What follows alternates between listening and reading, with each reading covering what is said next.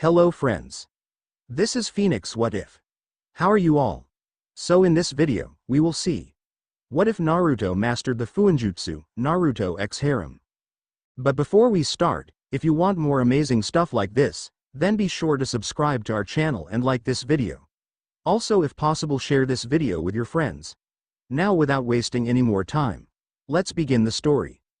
Uzumaki Naruto was a member of the Uzumaki clan and a recently graduated genin of Uzushiogakure, village hidden in the whirling tides. While he was not part of the main family, his portion of the branch was quite close to the main, having only branched off as his father being a younger sibling to the current clan heir. He wasn't all that impressive to look at despite being part of the founding and perhaps most respected clan of the village. He was on the short side, and his love of ramen, that kami-blessed food of the gods, likely did not help his height. His inherited red hair was spiky in a fashion that, while not normal among the clan, was not too odd. While his blue eyes were piercing and had a constant joyous spark in them. His outfit was fairly standard save for the bright orange jacket that mortified his mother yet never failed to cause his father and uncle to burst into very manly giggles. Naruto's household family was on the small side, especially compared to the entire clan. There were of course his parents, but he also had two younger siblings. His younger brother Shio and younger sister Kushina. As it was, that family had become a tad smaller recently due to the fact that Kushina had been sent to Konoha, village hidden in the leaves, for reasons that he could not get out of either of his parents nor uncle and grandfather. He had managed to learn that it had something to do with Senju Uzumaki Mito. Unfortunately, that was the extent of it. Despite the fact that he missed his, somewhat annoying and hot-headed, sister, not that he could talk about hot-headedness, he had continued learning Fuinjutsu as was common among all members of the Uzumaki clan, main or branch. The idea of an Uzumaki who had little to no training in sealing was unheard of. Even toddlers knew the most basic seals. Of course, at age 11 Naruto was quite well versed in the art of. He was not a prodigy, he was certainly above average. According to his grandfather, the current clan head, he should be an artisan by the time he made Chunin. He had even begun experimenting on his own, which was not at all uncommon among clan members of his age group. Of course, anyone under a certain age were supposed to have a master or at least an artisan in the room to make sure they didn't blow themselves up, but Naruto had foregone that little detail.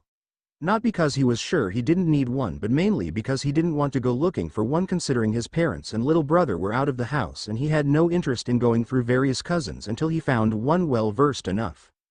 Naruto was attempting to make some changes to the basic sealing scroll. Other people had made changes before him, but he was trying something a tad different. He was attempting to make a smaller seal hold more. The concept was not unheard of, but no one had succeeded yet, and he wanted to be the first to do so. As he made the final brushstroke on the experimental seal, he paused for a moment before studying it. It certainly looked like he had done it right. If he was correct, it would allow for larger items to be sealed into the scroll. He glanced around the desk he was working at and noted a medium-sized box of brushes. He shrugged, might as well make sure it worked before attempting to seal anything bigger. So he placed the box on the scroll and activated the seal. Now recall that Naruto is above average, but he is not perfect. If he was, then he might have noticed that part of his experiment would not allow objects under a certain weight and mass be sealed inside. The brush box was unfortunately one of such items that did not reach the minimum requirements of the seal. So it instead used the closest thing that fit the requirements. This was one unfortunate Uzumaki Naruto. In an instant the hapless Uzumaki was sucked into the seal, leaving behind an empty room. Now, under normal circumstances, his parents would have noticed his disappearance and eventually figure out where he was and release him from the scroll and likely scold him for scaring the crap out of them and then ban him from any more experimentation for a while. Unfortunately, there was a tiny little problem that would stop this from happening. Also, by tiny problem it means extremely devastating problem. That would of course be the siege of Uzushiogakure and its eventual destruction. The attack was supposed to be quick, as forces from Iwa and Kumo attacked under cover of darkness with thousands of shinobi from each village. Unfortunately, the invading forces forgot to account for the countless trap and alarms seals that surrounded the village that both slowed the invasion force and alerted Uzushio's forces to the attack. The siege lasted for days, and with the continuous losses Naruto was listed as Mia. By the time the reinforcements managed to arrive from Konoha, the village was in rubble and most of the survivors had already fled, but not before making the invaders fight for every inch and leaving an invasion force that once numbered as thousands now barely scraping 500. So it was that one little sealing scroll was left forgotten on a desk in the ruined Uzumaki clan compound. Almost 30 years later, 4 individuals made their way over a ridge of mountains. 2 of said individuals appeared to be rather tired and nearly falling asleep on their feet. The other 2, however, well. Come now, my most youthful students. We have almost arrived at our destination. A booming voice came from the lead figure dressed in green with orange leg warmers as he jogged ahead most youthfully. I look forward to whatever it is you wish to show us, Guy-sensei. The shorter figure, who could pass as a shorter clone of the leader, added in, and if it does not properly impress me then I shall do 500 push-ups with one hand. And if I cannot do that then. The 2 other members of the group, which consisted of a girl with her brown hair in 2 buns and a boy with pale eyes and long black hair, panted as they struggled to keep up. I swear, Huff, there is no way those 2 are even human, the girl panted. I don't understand the purpose of this detour, the boy muttered. We've already completed the mission, why not just head back to Konoha? This group was Genin Team 10 or Team Guy if you prefer. It consisted of Jonin-sensei Mito Guy and his 3 Genin pupils, Rock Lee, Tenten and Hyuga Neji. Aha! Guy suddenly cried as he reached the top of the ridge. Hurry, my youthful students, and prepare for a short history lesson. History lesson? Tenten muttered with some confusion. History had been part of the academy curriculum, but she hadn't paid much attention to it aside from studying for exams. Also, Guy was not really the type of sensei she would expect a lesson like this from. As the genin reached the top of the hill, they all went wide-eyed as they stared down at a mass of ruins. What one would have been large multi-story buildings were now crumbled to the ground on the both sides of a dazzling blue river. Yosh! Guy-sensei, what is this place? Lee asked as he stared at what would have once been a bustling hub of human interaction. Behold, my students. Uzushiogakure, the village hidden in the whirling tides, and once Konoha's eternal ally. Guy explained. Come. We shall go at a walking pace from here, as I wish for you to truly appreciate this place as I tell you its story. As the quad walked down ruined streets, Guy began explaining the history. As I already said, this is Uzushiogakure. This village was founded by the Uzumaki clan, much like Konoha was founded by the Senju. In fact, the 2 clans were related. Uzumaki, Tenten quietly said aloud. Why does that name sound familiar? Why, because the Shodem Hokage's wife was a member of the clan. Guy explained. Their marriage was to help bring our 2 villages together, and indeed it did. What happened? Neji couldn't help but ask as he stared at a ruined pillar with a rather familiar-looking symbol on it. About 30 years ago, near the end of the Second Shinobi War, an invasion force consisting of thousands of shinobi sent from Kumo and Iwa attacked in hopes of catching them off guard. However, the most youthful members of the Uzumaki clan were seal masters. Neji's eyes widened at this, but he said nothing. They had many defenses around the village that alerted them to the attack, and they managed to fight off the invaders for 3 days before they were overrun. Why didn't Konoha send aid, Guy-sensei? Lee asked his role model. Alas, we did, Lee, Guy said as manly tears began to fall.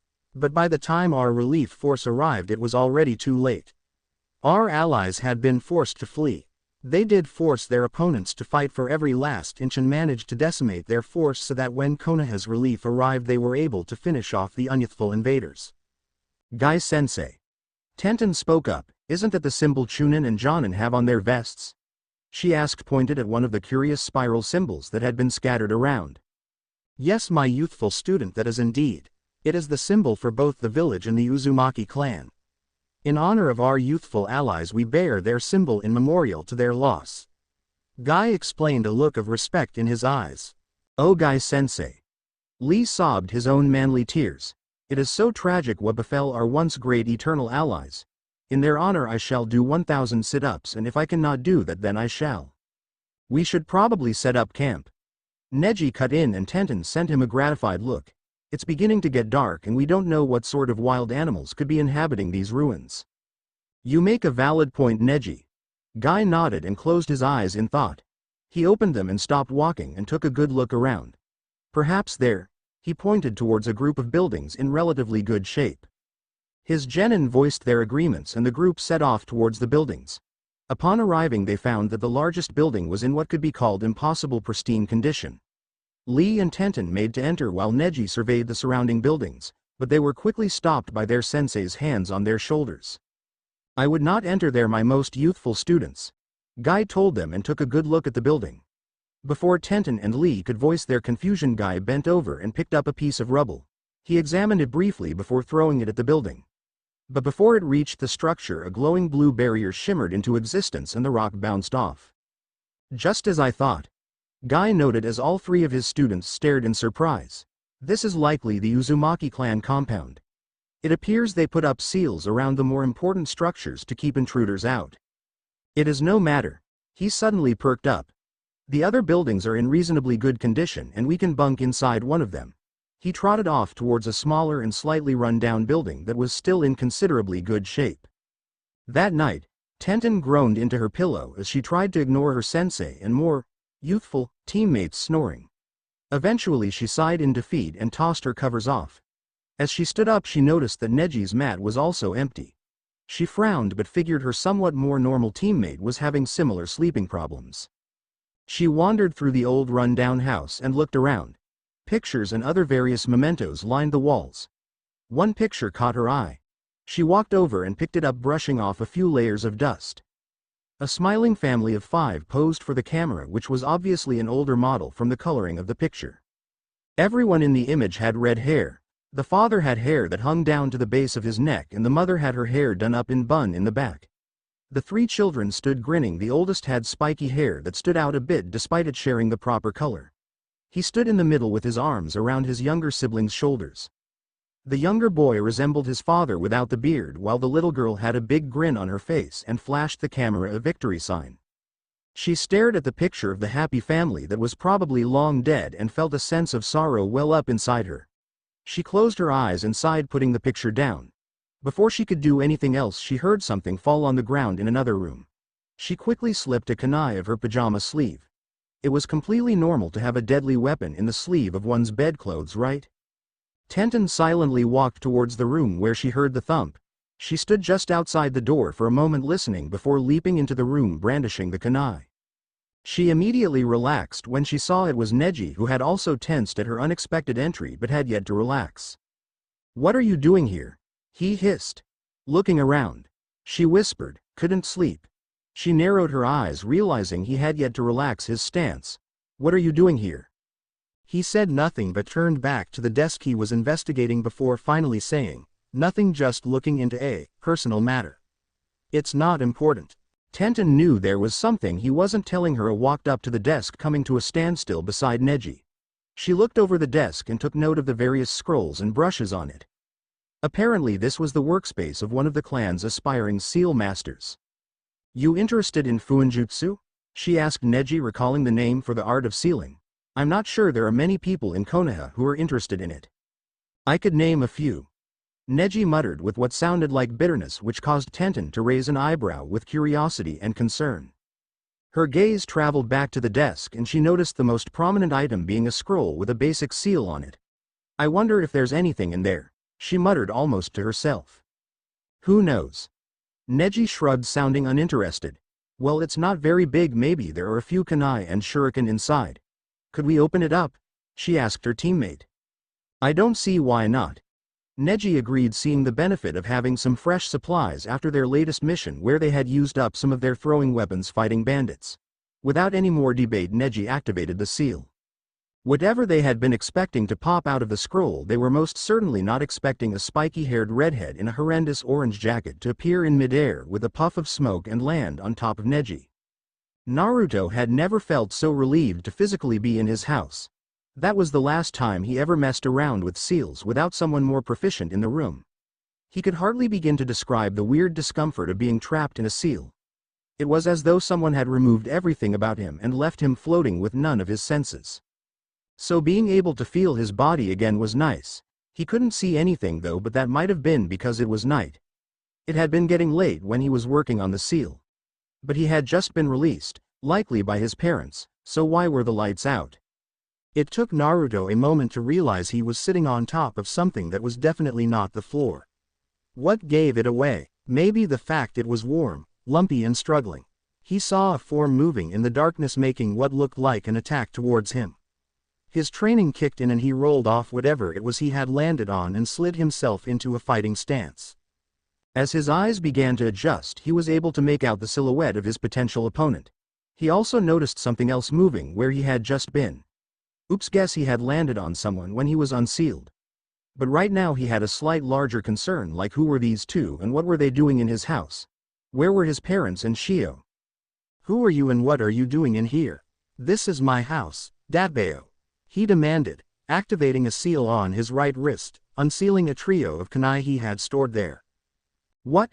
The standing figure stepped back in confusion. From the sound of her voice, it was probably a girl. This house has been abandoned for years. How could you live here? As she spoke, her companion started to get to his feet. Naruto said nothing but narrowed his eyes in confusion. Were they trying to psyche him out or something? Who breaks into someone's house and when questioned uses such a blatant and obvious lie? So instead of talking, he chucked two of his kunai at the pair. He was aiming for non-vital areas as he still wanted to know what the heck they were doing here in his bedroom in the middle of the night. Well, he assumed it was the middle of the night considering everything was dark save for a shaft of moonlight shining through the window. The intruding pair both dodged their respective kunai and got into fighting stances of their own. Naruto didn't recognize either of their forms, but they were definitely trained fighters instead of just your average thieves in the night. Without another moment to spare, he rushed at the closest figure, which just happened to be the one he had been sitting on a few minutes prior. He swung at his opponent's eyes, hoping to blind him further. The boy dodged the strike, but Naruto just slammed his free hand on the ground and kicked his leg back, catching the shadowed figure in the chin with the ball of his foot, sending him crashing backwards into the wall of his bedroom. He swung his legs back, allowing him to flip onto his feet in a crouch position. Naruto felt a twinge of satisfaction, but before he could properly enjoy it, the third person in the room sent a volley of shuriken towards him. He rolled out of the way of the attack, allowing them to embed themselves into the floor and wall where he had just been. He threw the last kunai in his hand at the girl before rushing forward, pulling back his fist. There was a clang of metal as the girl maneuvered her own kunai, knocking his off course and sending it to the floor. Unfortunately for her, Naruto was on top of her the next instant, swinging his fist at her stomach in an attempt to knock the wind out of her. Even the best fighter on the planet couldn't fight if they couldn't breathe. Before his fist could make contact, she tilted her torso back and to the left and brought her arm up to block his punch, almost causing Naruto to completely lose his momentum. She then swung her right hand around, slashing with a kunai. It almost got him too, but he dropped down to the ground and swung his legs around, knocking her feet out from under her, knocking her to the floor. Before she could pull herself back up, Naruto grabbed up the kunai she had knocked away, put his foot on her stomach to help hold her down, and leaned forward, brandishing the kunai, both so he could appear more intimidating and so he could get a better look at the home invader. "I'll ask again. Who the heck are you?" he growled, trying his best to sound intimidating. Intimidation had certainly never been his strong suit, partially because his height made it hard to appear as such and he didn't enjoy acting that way, but he wanted answers and he wanted them now. He saw the girl grit her teeth, but before she could do anything else, he heard a sound behind him and turned just in time to have the girl's companion strike him in the chest with his palm, sending him toppling over and onto the floor. "I believe it is who will be asking the questions here," the boy told Naruto, getting into his fighting stance again as the girl regained her breath and stood back up next to him. "Fat chance." He childishly stuck his tongue out at the boy and pushed himself back to his feet. That guy sure hit hard. He definitely had some form of training from some shinobi. As his eyes had finished adjusting to the light by now, he was able to make out some of the pair's features. They both appeared to be in some sort of sleepwear for some reason. The boy had long black hair and some sort of hite wrapped around his forehead. Maybe they were shinobi from a rival village. He hadn't thought the war would come to Uzushio, especially now it was starting to come to a close. But besides that, he could make out that he had very pale eyes, almost as if he were blind. That would certainly give him an advantage in the dark. "Very well then, I shall detain you and then force the answers from you," his opponent said with indifference. "Byakugan," he stated calmly, and veins seemed to bulge out of his head. His companion slid out another trio of shuriken. Naruto's barely had time to think. "Oh, so not good, he has a dujutsu," before the shuriken came hurtling towards him and the boy with the dujutsu charged with an open palmed strike ready. Naruto leapt back and reluctantly activated the seal on his left wrist, releasing a kunai with an exploding tag attached. I really hope Ka-san doesn't mind too much given the situation, he thought before hurtling the exploding projectile forward. The dojutsu user ducked under the weapon and the girl slid to the side. But his male opponent seemed to have realized what it was that he had thrown towards them. Tenten, get down, he shouted to the girl as Naruto took advantage of their temporary distraction to leap out his open door and into the hallway just as his room exploded behind him. As he ran down the hallway, he could barely keep his bare feet from skidding across the layer of dust that covered the floor. He barely noticed the worn look everything from the walls to the furniture had. What the heck was going on? Who were those two? What had happened to his house? Barely had these thoughts crossed his mind before a voice shouted, "Dynamic entrance." Something slammed into his head, and his vision went black. Tenten's paw a few moments earlier, as soon as Neji had shouted his warning, Tenten got to the ground and tucked into a ball, keeping her head down as the wall behind her exploded and heat seared her back. She felt rubble rain down on her and she tentatively looked up and turned around to see a gaping hole where the wall had been moments before. She shared a glance with Neji, who had also gone for the duck and cover approach rather than going after the red-headed boy. This had to be one of the strangest nights of their lives. Before she could say anything, they heard their sensei's voice cry out his patented, dynamic entrance, and something thump on the floor. They pulled themselves up and rushed to where they heard the noise. They found Guy standing there in striped pajamas looking down at the boy they had just encountered. "Ah, my most youthful students," Guy said, looking up from the boy and towards the pair of them. They noticed Lee standing in similar pajamas, standing at attention behind Guy. "Perhaps you could explain who this youth is and what the pair of you are doing awake at this hour when you should resting for our return to Konoha." "We were having difficulties sleeping," Neji said without giving Tenten a moment to speak. "We decided to look around the residence and we found a small ceiling scroll. When I attempted to activate it, this boy appeared. He then accused us of breaking into his home and attacked us." "A most interesting development," Guy stated, returning his gaze to the boy on the floor. "As unyouthful as it may be, it would probably be in our best interests to detain him for the time being, at least until we can get some answers out of him." Guy tilted his head and squinted a bit. "But he does appear to be a member of the Uzumaki clan," Guy added almost as an afterthought. "How can you tell, Guy-sensei?" Lee asked with enthusiasm. "It is his youthful red locks, Lee. That red hair is perhaps the most defining trait of the Uzumaki clan, next to having superb skills in Fuinjutsu," Guy explained to his favored, not that he would admit it aloud, student. "He did use an explosive tag on us and his weapons seemed to just poof into his hands," Tenten noted as she sat the unconscious boy up and used some ninja wire to tie his hand together behind his back. She pulled up his sleeve a bit and her eyes widened when she saw what looked like a seal tattooed onto the boy's wrist. "He has a seal on his wrist." She checked his other arm and amended her observation. "He has seals on both wrists." "What a clever tactic." Guy nodded and put a hand on his chin. It seems that there was no exaggeration in the Uzumaki clan's skill with seals. To put them on their own flesh to make it more convenient requires much determination and skill. Tenten noticed Neji twitch and clench his fist in anger. "Wonder what he's angry about," she wondered silently as she looked at her teammate. She leaned their new captive against the wall and took a proper look at him. Apart from that horrible orange jacket he had on, he was also wearing a navy blue shirt with the Uzumaki clan symbol on it. He had on a pair of black pants with numerous pockets. He didn't have shoes on, which was unsurprising considering he seemed to think he lived here and wouldn't wear shoes around the house. But she noticed one final feature, which was a hite wrapped around his forehead, hold up his spiky bangs. Instead of the Konoha symbol she was used to seeing on hite 8, this one had the swirl symbol she had come to relate to this village. "Yosh!" Guy suddenly cut in, freeing her from her thoughts. "It is late and our youthful companion is unconscious. We shall investigate further tomorrow when this lad is awake. Let us all get some rest." He looked at Neji and Tenten when he said this and the pair of them nodded in agreement. They were feeling a good deal more worn out after their fight with the boy. Yet as they lay down to attempt to get to sleep again with the mystery boy propped up in the corner, Tenten couldn't help but wonder what kind of mess they had just stumbled upon. The next morning, Naruto groaned as he sat up. His head felt like it had just been used as a battering ram. Or perhaps had been the victim of battering ram. Maybe both, which was quite possible with his luck. He opened his eyes only to immediately start squinting in the unexpected light. Was it morning already? Maybe his parents had heard the bang and dealt with the intruders already.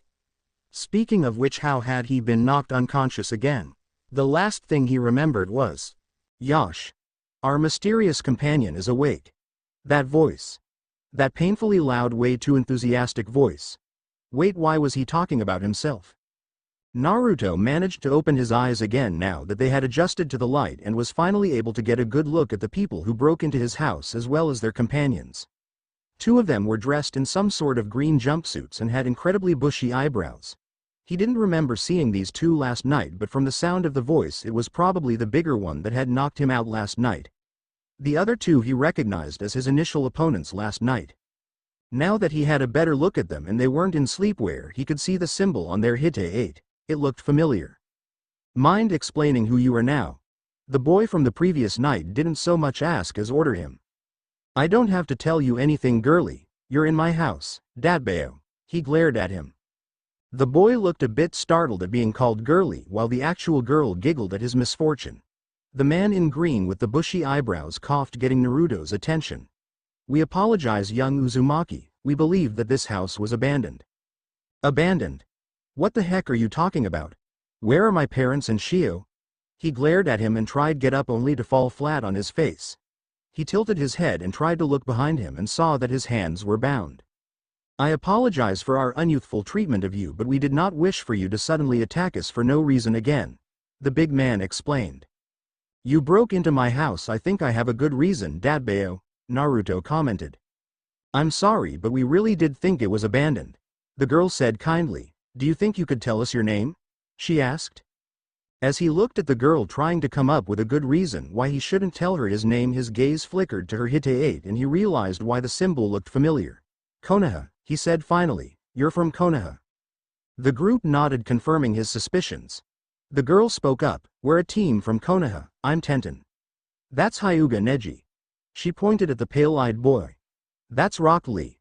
Sho nodded towards Lee. And this is our sensei, Maeda Guy. I'm Uzumaki Naruto. He introduced himself from the floor. Well, maybe you guys aren't enemies, but that still doesn't explain what you're doing in my house. Why the heck did you think it was abandoned? He asked, feeling a bit calmer but still confused. Maybe because Uzushio was destroyed almost 30 years ago with the survivors scattered to the wind. Neji said bluntly, much to the ire of some of his companions. Neji. Tenten cried, you can't just drop a bomb like that. Naruto stared blankly before laughing. I should have known. Okay Shio, you're very funny Otudo, but the joke's over. I'm not sure how you learned genjutsu, but you can stop now and untie me. When nothing happened and some of the group of Konoha nins just looked at him with something like pity on their faces, he started getting frustrated. I said knock it off, it isn't funny anymore. This is not a joke, my young friend. Guy spoke up, it is the most unyouthful truth. Almost 30 years ago now, Uzushio was attacked and destroyed in a 3-day siege. By the time Konoha's relief arrived, it was already too late to save, even though the invaders were defeated. It appears that you remained safely hidden inside that seal throughout the attack. No, Naruto shook his head. I don't believe you. This is just some sort of sick joke, and it isn't funny anymore. He shouted out the last part, hoping that anyone would listen and make it stop. Guy had a regretful look on his face and placed a hand on Naruto's shoulder. I truly am sorry, he said, sounding uncharacteristically serious from what Naruto knew of the man, which wasn't much, to be fair. If you still don't believe, perhaps it would be easier to simply show you. Show me what? Naruto asked, not sure he wanted to hear the answer. Tenten cut his bonds. Guy directed his student. When she had done so, Guy helped Naruto to his feet and led him through his house. Now that it was light, Naruto could see the wear and tear of the house, and the thick layers of dust were clearer in the morning sunlight. The ceiling and walls had web-like cracks on them, and some of the wood from both furniture and the house's infrastructure looked rotten. When they reached the door, Naruto was able to look out at the rest of the clan compound. It was in ruins. Most of the buildings were collapsing or rotting away, and those that were not looked as if they hadn't been used in years. Instead of the rest of the village in the background as he was used to seeing when he stepped out of his house, he saw only ruins. Large multi-story buildings were now huge chunks of rubble. Naruto fell to his knees as he stared out, and the truth hit him. This was no sick prank or a genjutsu. This was real. His parents, brother, uncle and grandfather, all his cousins, his former classmates at the academy, his sensei and teammates. They were all gone. They were all probably dead by now. Kushina had likely grown up alone in Konoha if she was even still alive. He couldn't stop his tears from falling as Guy put a comforting hand on his back. It took Naruto a little while to calm down. Once he did, he just tried to keep his thoughts away from the fact everyone he knew and cared for was probably dead, and even if they weren't, they had long since moved on with their lives. Oh crap, he just thought about it. When the tears had stopped falling, Guy had given him a form of pep talk. As depressing and saddening as it is, my youthful friend, you cannot allow it to extinguish your flames. Your loved ones may be gone, but they would not want you to wallow in your grief and waste your new chance at life mourning them. Let your flames of youth burn brightly and drive you on into the future.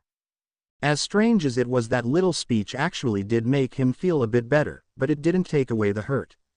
So instead of letting himself think about what he had lost, he started thinking about what he could save. As Team Guy went about picking up their camp, Naruto went through his house seeing what belongings he could salvage. Unfortunately, most items had begun to fall into various states of decay. Either the metal was rusted or the organic material had rotted. He did manage to salvage a few of his own clothes after a quick dusting, but he should probably replace them soon. He also located a pair of boots in the bottom of his closet that weren't in horrible shape, but they were far from mint condition. They were his older pairs, so they were a bit small and worn, but at least they were still usable. Around that time he realized how hungry he was, but it seemed he wasn't the only one who was hungry, as the Konoha nin had settled down for a nutritious breakfast of rations. Yum! They offered to share with him, noticing his occasional hungry glances towards the group. It wasn't ramen, but it was food nonetheless. Naruto, I was curious about the seals on your wrists, Tenten asked him as the group sat there. Huh? Naruto paused in his chewing and swallowed his delicious and nutritious mouthful of rations. How do you know about those? I saw them when I was tying your hands together, she said, sounding a bit embarrassed about it. Oh. Naruto shrugged. With everything else going on, he had forgotten about the position he had found himself in when he woke up this morning. They're just basic storage seals, nothing special about them. I got bigger ones on my upper arms and shoulders. He noted nonchalantly, not seeing the big deal. He then saw the surprised looks he was getting. Is it that uncommon? He asked, feeling a bit confused. Just about everyone in the clan had storage seals or body-enhancing seals tattooed onto their skin, normally under their clothes. Some people used paper seals, but most found it more convenient to just use tattoos. I got the ones on my wrists when I first started studying, the others came when I was in the academy. It is certainly a most youthful idea. Guy conceded, nodding in approval, but I don't believe I have encountered anyone whose flames burn strong enough to encourage such a practice. But I believe most people would rather rely on their own youthful determination with no outside aid. Naruto stared blankly for a moment before shrugging and going back to the rations he had been given. It was all he could do to keep from inhaling them. Naruto. Hearing his name said, Uzumaki looked up and was surprised it was Neji who had spoken. What is it you plan to do now? I doubt that you will be staying here.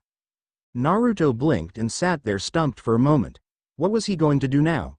He had been so focused on salvaging what he could, he hadn't thought about what he would do next. Where was he even supposed to go? He had always lived in Uzushio, and that wasn't much of an option anymore. Well, theoretically he could stay, he would just be alone. Yosh! Lee suddenly cried with enthusiasm, startling Naruto from his thoughts. You can come with us back to Konoha. What a most youthful idea, Lee! Guy declared before Naruto could respond to such a sudden invitation. He is perhaps the last member of our village's eternal ally. It is our youthful duty to provide aid and extend a helping hand. Naruto glanced at the group, reading their reactions to Lee's invitation and Guy's approval of it. Neji had an air of indifference, but behind that he seemed to be deep in thought. Tenten offered a kind smile, while Lee and Guy still seemed to be enthusiastic about the prospect. He didn't respond immediately as much as he wanted to. He had been told in the past, way in the past now, that he had a habit of rushing into things. But to be quite honest, he didn't have any other options at this point. Also, if Kushina was still alive, she would probably be in Konoha. But would she even remember him? It had been 30 years since she had last seen him apparently, and she had been 6 years old at the time. Then again, what other choice did he have? Yeah. Naruto agreed. I'll come with you guys. 15 minutes later, After they had finished up the meal, Naruto had packed the extra clothes he had salvaged into a bag. He normally would have just used one of his storage seals, but he had a feeling those would be filled up very soon. After his initial breakdown when he first stepped outside, he had not wanted to take another look, but he eventually realized he would have to walk through the ruins to leave anyway, so he might as well get acclimatized to it. Upon leaving his house again and taking a better look around, he had discovered what could potentially be seen as a miracle. The main building of the Uzumaki compound appeared to be undamaged. After he was over the immediate surprise of seeing any part of his home in one piece, he had realized the barrier seals must still be in place. Any given member of the clan knew about the barrier had been in place since the compound was constructed and were so advanced that some of their best seal masters had trouble deciphering them in an effort to replicate for other structures. Even then, the recreations were nothing compared to the original. The barrier, as complex as it was, did have a few bypasses. One was a seal known to the clan elders and clan head that would allow exalted guests to enter into the building as long as they had the seal on them. The other way in was good bit simpler, that was to be of Uzumaki heritage. Fortunately, Naruto met the second requirement and figured as potentially the last Uzushio shinobi of Uzumaki blood still alive.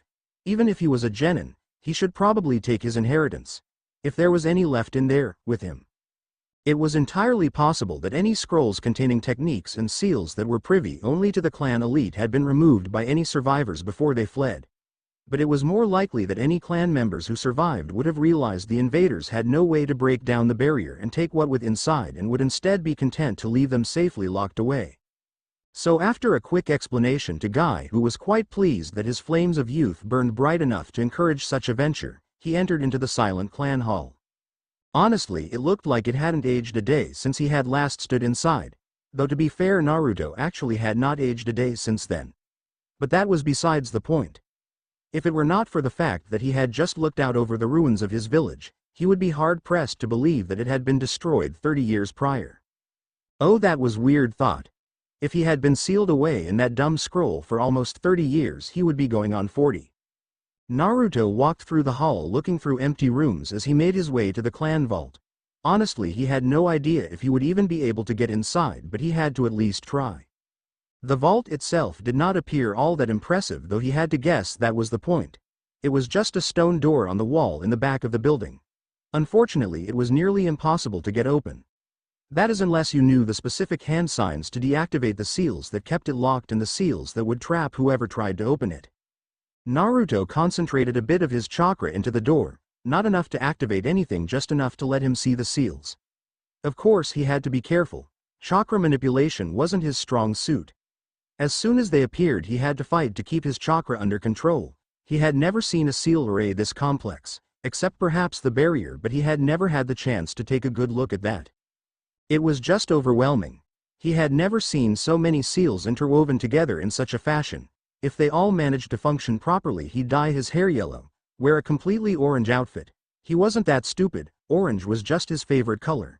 And run around shouting about becoming Hokage or something. Naruto had always learned better by watching and doing rather than reading, but he couldn't risk trying out ideas until something worked, as there would be no one to help him out of a trap. So he was forced to sit down, carefully sending a tiny amount of chakra into the stone slab while looking over each individual seal, trying to find a Bakadua. A Bakadua was something that many seal masters used in creating complex arrays. It was essentially a way to get in if they made a mistake somewhere along the line, or if they were in a rush and needed to readjust something quickly. He was sure even the barrier had one somewhere, but no one had ever bothered looking for one. About half an hour into studying the door, he hadn't made any progress. He felt a bit bad about making Team Guy wait around for him, but this was important and they could always leave him if they really wanted to.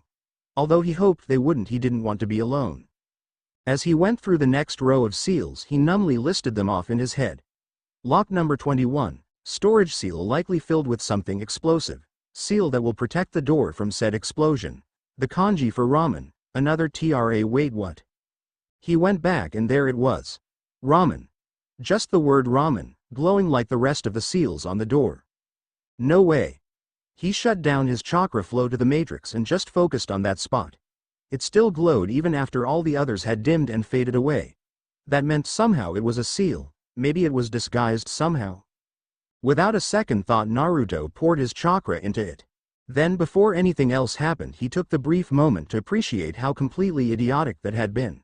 For all he knew it could have been another trap disguised to throw people off, so much for thinking before he acts.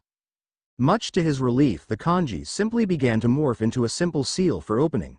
It wasn't even connected to the rest of the array but simply to the door itself. Therefore it bypassed all the other security measures, simple yet genius.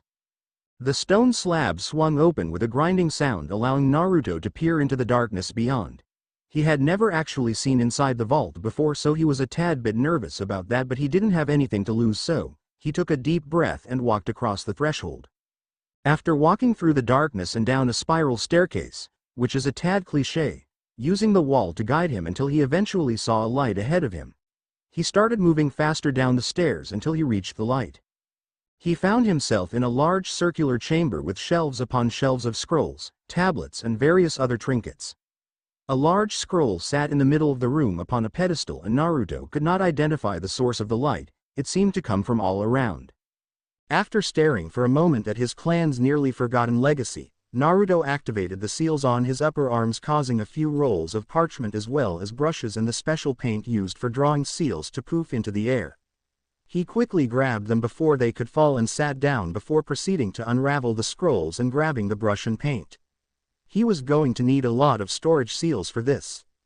Sometime later, a good while later Naruto sighed as he sealed the last storage scroll into the storage seal tattooed on his shoulder. He hadn't bothered attempting to catalog everything he sealed away, he had kept Team Guy waiting long enough, besides he would probably have plenty of time later. He stood up and looked at the now empty shelves making sure he hadn't missed anything. After ensuring that he had not forgotten any of those items he turned his attention towards the central dais and the scroll sitting there. He honestly had no idea what the scroll was but from where it was sitting it was probably important. Naruto tentatively walked over to the last item in the room and took a moment to stare at it. The Uzumaki clan symbol stared back at him. After looking up to ensure there was no giant boulder waiting to fall and crush him like an insignificant bug or an adventurer with the name of a state he grabbed the scroll.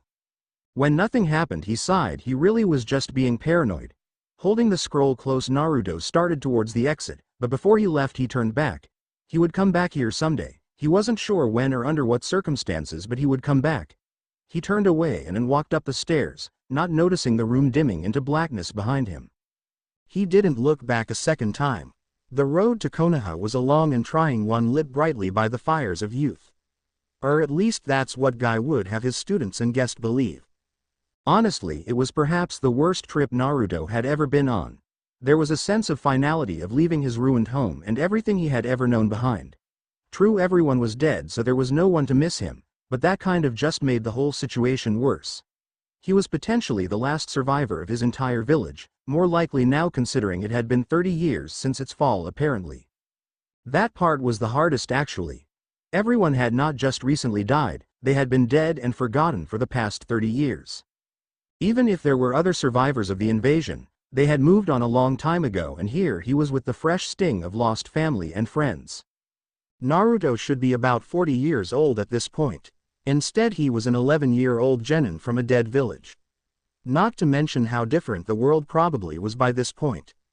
The Second War had apparently ended not long after the destruction of his home and then there had been a third war that had been fought and won since then. And now he found himself in the company of perhaps the strangest jonin he had ever met along with his equally curious students, albeit for different reasons. Stranger in a strange place indeed. So here he was jogging down the path with literally his entire heritage on his back and beside a pair of green training monsters and a duo of out-of-breath genin. Is he always like this? Naruto asked as he followed along at a steady pace feeling slightly winded but other than that just fine. No. He actually seems to be having a slow day. Neji commented notably more out of it than he was. Huh. Naruto stared at the muscular man as he and Lee encouraged each other in a most youthful manner. How? Tenten managed to gasp out, how the hell are you keeping up without collapsing? We've been at this for 3 months and we're just getting used to this kind of thing. Uzumaki are known for having large amounts of stamina. Naruto mentioned shrugging, he had never really paid that much attention to it, everyone in Uzushio was used to it, but he supposed it would be a bit odd to people who had likely never met an Uzumaki in their lives before. That must be nice. Tenten tried to growl, while Neji chose to remain silent. About a half hour passed in silence for the most part, only broken by the occasional cheering of either Guy or Lee urging the youthful group on and the huffing and puffing of the rest of the crew. Even Naruto was starting to feel tired. When the silence began to become deafening, Naruto decided to try starting a conversation. "So what's Konoha like?" "It is a most youthful village," Lee announced proudly. Naruto blinked blankly at him. "He means it's nice," Neji translated neutrally. 5 out of 10. Tenten commented, earning her looks from everyone else. "What? It's still my home and I would defend it with my life, but I didn't have the best experience growing up and I know others had it worse." "What do you mean, Tenten? Our gang was most youthful," Lee added his bid, deepening everyone else's confusion. "Lee, I don't think 3 orphans scrounging for food count as a gang." Tenten voiced her thoughts on the matter before turning back to the others. "Sorry about that, but I guess Konoha would be like other hidden villages, but I'm not sure what they were like in your time." "Nice on the surface but full of corruption," Naruto offered, thinking of what his father had taught him about political no jutsu. "Honestly, being a ninja certainly had its perks, but there was a lot of crap you had to put up with beyond learning how to fight and how to deal with the emotional stress the job put on you." "That is surprisingly accurate," Neji noted. "What do you mean surprisingly?" Naruto narrowed his eyes. "Nothing. Konoha's gates. Why are there 4 giants' head on the side of the mountain?" Naruto asked with a notable amount of confusion. "Said heads also looked kind of dull and bland, maybe someone should try painting them." The group had arrived at Konoha roughly 5 minutes earlier and Guy was currently dealing with the quote, "most unyouthful paperwork." End quote. Said paperwork had increased in size when one of the Chunin on guard had noticed Naruto and after a bit of explaining had handed Guy a bunch of forms to fill out concerning bringing a potential new member of the ninja program to Konoha. Why the heck was paperwork so important anyway? Naruto was sure there was a reason that probably had to do with legal practice, but beyond that had no clue. "That's the Hokage monument, every Hokage the village has had so far," Tenten explained. "Wait, you make giant versions of your leaders' faces? Why?" Naruto asked, stunned. "Ya no, I never really thought about it, it's just kind of always been there," Tenten admitted. "I guess it's a show of respect." "Well, it is pretty cool looking," Naruto conceded before taking a better look at the faces. "So the 4th one is the Hokage right now?" "No. Actually, the Sandaime Hokage is currently in office." Neji entered into the discussion. "What happened to the Yondaime?" Naruto asked. "He died defeating the Kyuubi about 11 years ago when it attacked the village. The Sandaime was still alive, so he just took back the position instead of finding a new Hokage." Neji elaborated. "Oh," Naruto said, not exactly expecting a tailed beast to be involved. "So who's the poor kid he sealed it into?" Several feet away, Guy stiffened in the midst of sorting through the paperwork. Fortunately, none of the genin noticed this action as Naruto was waiting for an answer and the Konoha-born genin were looking at him with no small amount of confusion. "What are you talking about? The 4th killed it. You can't kill a Biju and they get sealed into young kids to make Jinchuriki most of the time," Naruto explained. "It's easier than trying to stick it in an inanimate container because those don't have a chakra system for the beast's chakra to leak into, so it doesn't just keep building up." He had learned about Jinchuriki when he first started looking into putting seals on humans. It kind of sucked, but as long as the seal was done right, the Jinchuriki shouldn't have too many problems with it, right? "Yash, my youthful students and companion," Guy suddenly cut in before things could be discussed further. "Let us make our way to the Hokage so that we may complete our mission." As Guy ushered the group into the village, he discreetly looked at the Chunin guard who was holding up a stack of unfinished paperwork with a confused look, and mouthed later at him before grinning and following after the genin. "Hokage Tower, Hiruzen Sarutobi's POV. Yash, Team 9 reporting in," Guy announced happily as they entered the Hokage's office. Hiruzen Sarutobi looked up from his accursed paperwork at the newcomers to his office. He had to suppress a wince at Guy's youthful attitude that had thankfully only managed to infect one of the man's students thus far. He truly did not dislike the man, but his personality led to any relationships with the man to being strained. Of course, Hiruzen had his own suspicions of just how much of Guy's personality was real and how much of it was a mask to hide his true intellect. "Our youthful mission was a success, Hokage-sama. However, on our return we encountered someone whose flames of youth burn brightly and would be a youthful addition to Konoha," Guy announced. Then again he knew what people said about assuming. Sarutobi inspected the newcomer Guy had indicated and quickly took a few mental notes about his appearance. First off, the red hair that would suggest Uzumaki heritage but on its own proved nothing. Further inspection however left no doubt to the boy's parental origins. Most notably the Uzushiogakure 8 and the Uzumaki clan symbol on his shirt.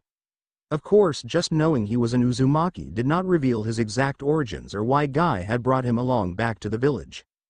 After taking in the boy's physical appearance, the professor took note of how the boy appeared to be emotionally. He was hiding it well, but there was a look in his eye the old man had seen time and again on the battlefield. One that was attributed with someone in mourning, which might explain why Guy decided to bring him along if he had no reason to stay wherever he had been living. I'll need a full report on what occurred during the escort of that merchant caravan, Hiruzen said, pulling himself out of his thoughts. But I will admit I am very curious where you found your companion and just what events led to him joining you on your return. So Guy explained the story, making it a tad more youthful than it probably was. Then again, this was Guy, who had a student that had become a virtual clone of him, therefore doubling the amount of youth in any given situation involving the pair. So to sum it up, Sarutobi began, massaging his temples and already fighting off the oncoming migraine this whole situation was creating. The mission went off without a hitch, and you then decided to take your team on a detour to visit Uzushio's ruins and give a history lesson. Upon arriving in Uzushio, you decided to make camp in the old Uzumaki compound, where you found Naruto here trapped inside a scroll of his own design, who had no idea what happened to his village until you told him. Then you decided to bring him along back to Konoha with you? That is correct, Hokage-sama, Guy said with his nice guy pose. Well then, Guy, thank you very much for your report. Now I believe I may have some matters to discuss with Uzumaki-san here. You may pick up your payment with my secretary, Hiruzen directed. Team 9 soon left, two of the genin shooting quick looks back at Naruto before the door closed behind them. Now then, Hiruzen started already wondering what kind of political nightmare this was going to bring in the near future. Shall we discuss your future in this village? Naruto wandered down the Konoha street, staring at the address on the piece of paper the Sandaime Hokage had given to him. Apparently this was the building the only other known Uzumaki in Konoha lived in. Unfortunately, it was not his sister, who the Hokage had confirmed was dead. That hurt quite a bit. While he hadn't been trying to get his own hopes up, there had been a small desperation to have someone he remembered still alive. Even if she was much older. But if this girl was who he suspected she was. The Hokage had been quite understanding of his dilemma. He was willing to let Naruto join Konoha's shinobi force, but he had been asked to attend at least one term at Konoha's shinobi academy in order to gain a basic understanding of how Konoha and the shinobi world as a whole functioned in this day and age. He wasn't exactly pleased about going back to the academy. His clan never really focused on the theory part of the shinobi arts. The only reason they made everyone master calligraphy was so there was less of a chance to screw up seals due to simple mistakes in brush strokes.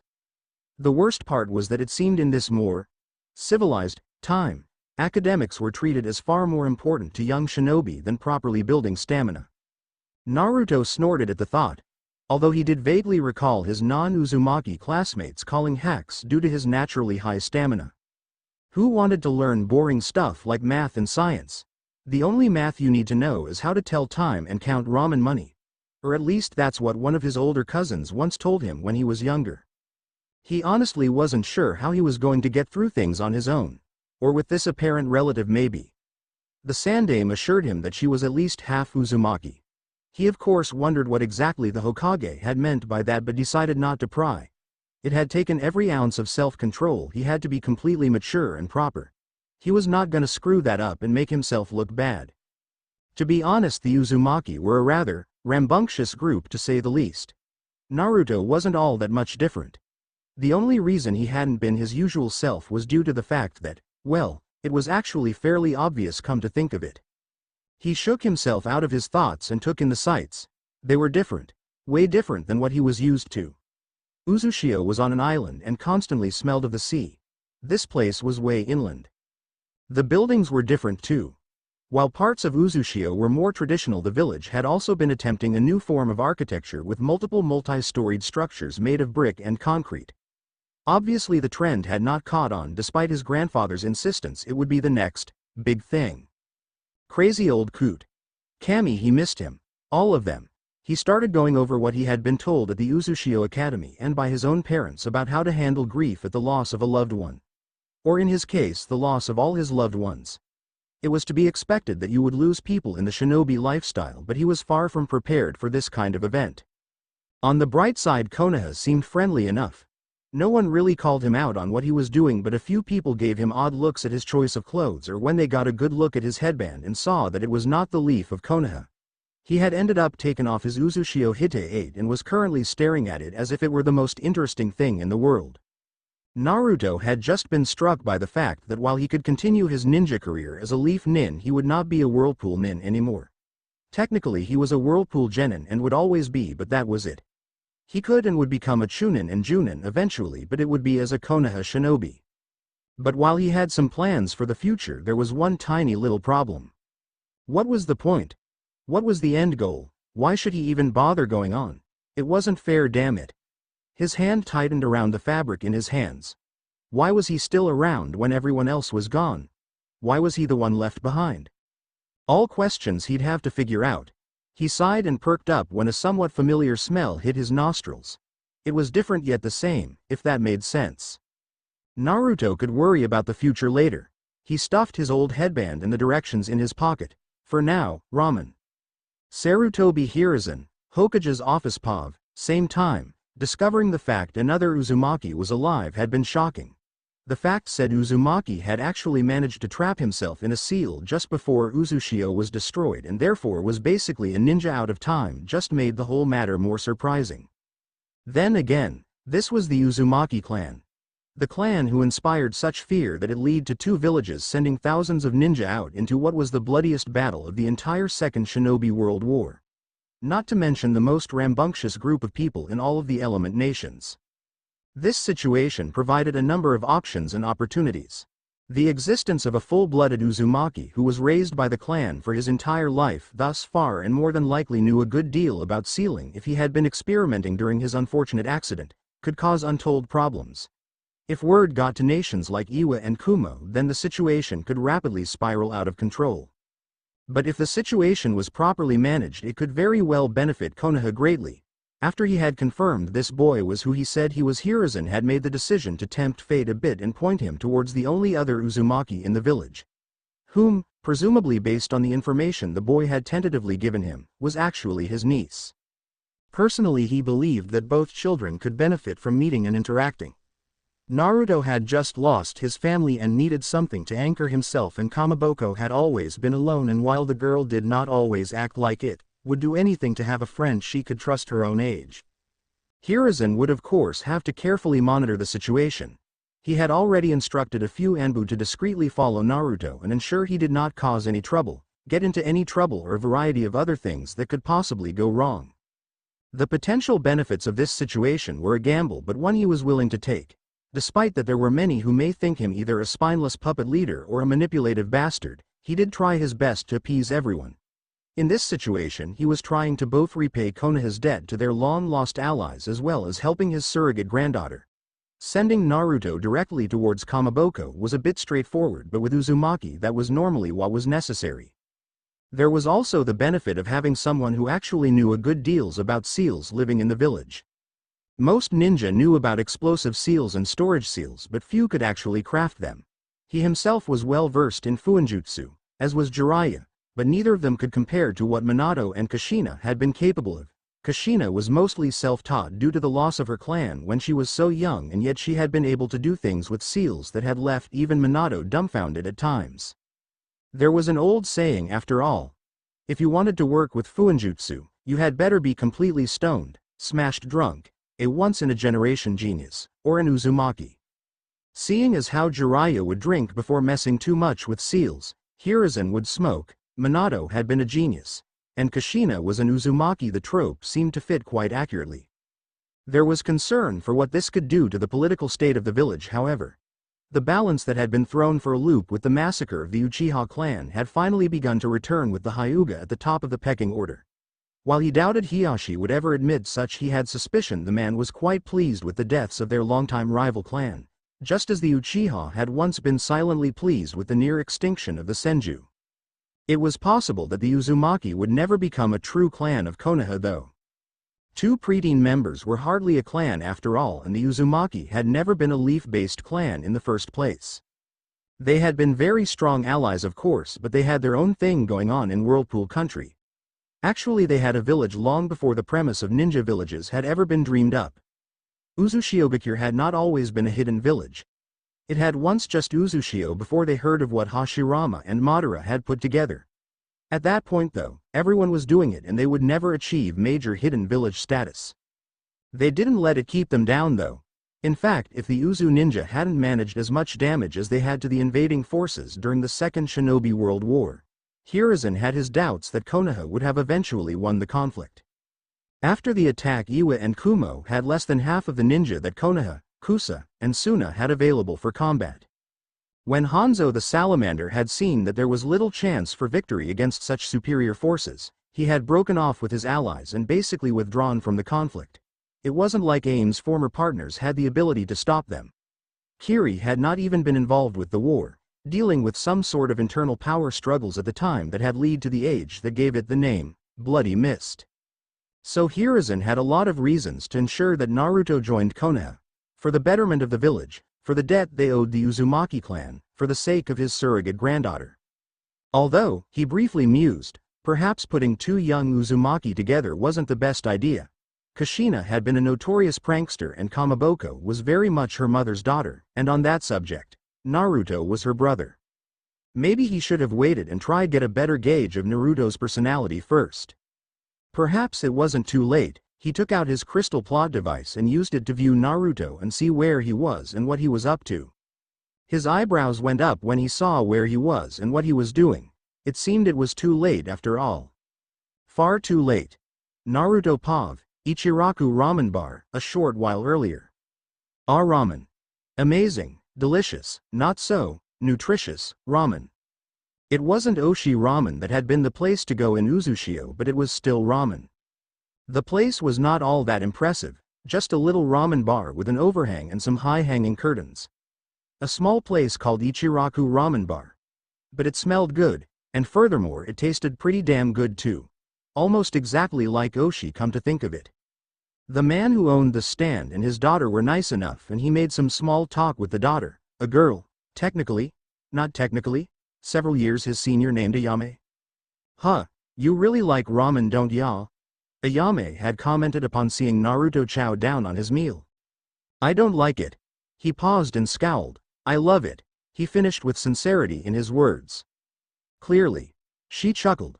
I haven't seen you around here before, though, she commented looking thoughtful. Naruto thought for a brief moment about how to answer. I'm new in town. He decided to answer with, it was the truth after all. How new? She asked. Well, considering I just got here today, I'd say pretty dang new, Naruto told her. Huh, so what you come to Konoha for then? Your parents move here for some reason? Dad told me he and my mom moved here for the protection. A lot less likely to have the town ransacked by bandits or something of the like. Ayame explained. Naruto's mood dropped when she mentioned his parents. I'm here on my own, he said, simply not offering any explanation, and just went back to focusing on his ramen. Ayame's brow furrowed before her eyes widened and her mouth made an "oh" shape as she put two and two together and got four. Oh, I'm so sorry, I didn't. Don't be. Naruto sighed and stared at the steaming bowl in front of him. It's not your fault, you didn't know. They were silent for a few moments before Naruto felt a bit bad about stopping their conversation like that. So it's just you and your dad working the stand? Yep. She said, sounding a tad relieved to use a different topic. We're not exactly a gourmet restaurant, so we don't get too much business. That and Dad doesn't trust anyone with the family recipe. Really? Naruto asked, surprised. He's a bit paranoid.